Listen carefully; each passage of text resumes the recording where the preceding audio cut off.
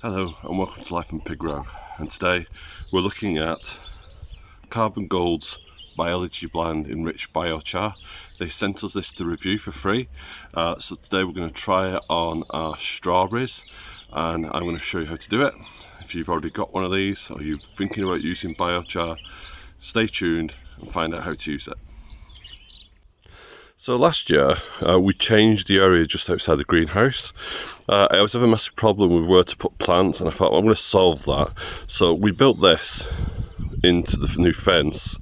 As you can see, it's 2 shelved staging, or just shelving really, to put plants on at the end of the year.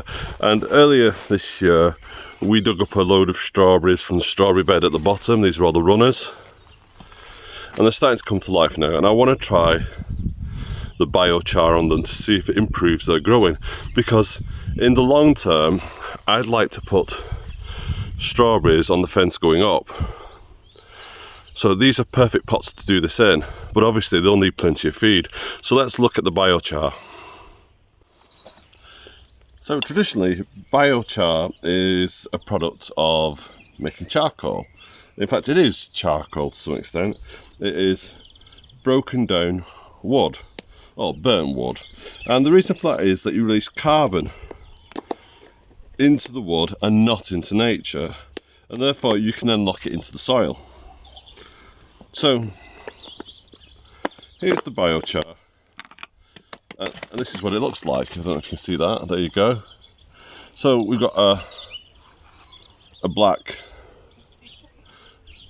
burnt offering, and according to the website you don't need that much. It's literally like a top dressing, so I'm just going to put a little around the plants like so. It's literally a pinch. This is supposed to be supercharged stuff, so I'm not going to go mad with it. I'm just going to add it to the plants as so. So over the next few weeks I want to see if this does have any effect on the plants, whether it does supercharge them, whether they grow any better. We'll see. Now, I've used biochar in the past with mixed results, so it'd be interesting to find out what's going on with this now, because frankly this is a product that any of us could use because it's really easy to store, it's small. I reckon there's enough in there to carry you throughout the entire summer.